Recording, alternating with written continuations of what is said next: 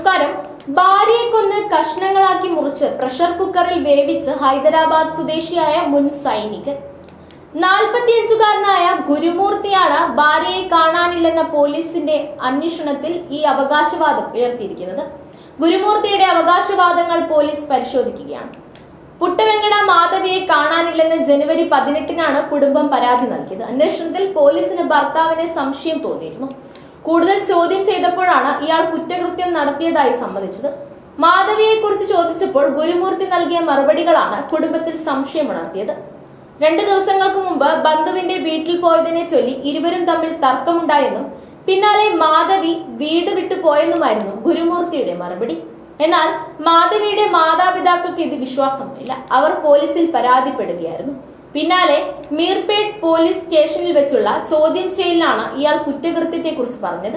തെളിവുകൾ ഇല്ലാതാക്കാനാണ് മൃതദേഹം കഷ്ണങ്ങളാക്കി മുറിച്ച് കുക്കറിൽ വേവിച്ചതെന്നതാണ് ഇയാളുടെ പ്രതികരണം. ശുചിമുറിയിൽ വെച്ചായിരുന്നു ശരീരം വെട്ടിനുറുക്കിയത്.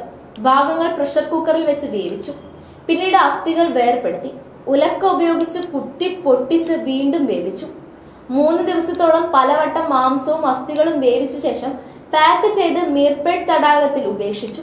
ഗുരുമൂർത്തി പോലീസിനോട് പറഞ്ഞു. ബുധനാഴ്ച രാത്രി വരെ തടാകത്തിൽ നിന്നും മൃതദേഹാവശിഷ്ടങ്ങളൊന്നും കണ്ടെത്താനുമായിട്ടില്ല. വിശാലമായ തിരച്ചിലിന് പരിശോധക സംഘങ്ങളും ഡോഗ് സ്ക്വാഡും സ്ഥലത്തെത്തിയതായിരുന്നു. 13 വർഷം മുൻപായിരുന്നു ഇവരുടെ വിവാഹം. ഹൈദരാബാദിലെ ജില്ലേലഗുഡയിലാണ് താമസം. ഇവരുടെ 2 കുട്ടികളും സംഭവ ദിവസം മാധവിയുടെ സഹോദരിയുടെ വീട്ടിൽ പോയിരിക്കുകയായിരുന്നു. ഓരോ ജീവിതവും ഓരോ കഥകളാണ്, വേറിട്ട കഥകളുടെ ഒരു കൂട്ടായ്മ. വേണമെങ്കിൽ നമുക്കതിനെ ഒരു നോവലെന്ന് പേരിടാം. അതുപോലൊരു നോവലല്ലേ നിങ്ങളുടെ ജീവിതവും? എന്താ, ശരിയല്ലേ?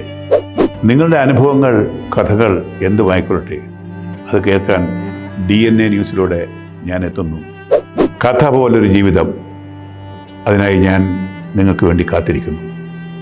നമുക്ക് ഒന്നിച്ച് കാണാം, കുറേ കാര്യങ്ങൾ സംസാരിക്കാം, വേദനകൾ പങ്കിടാം.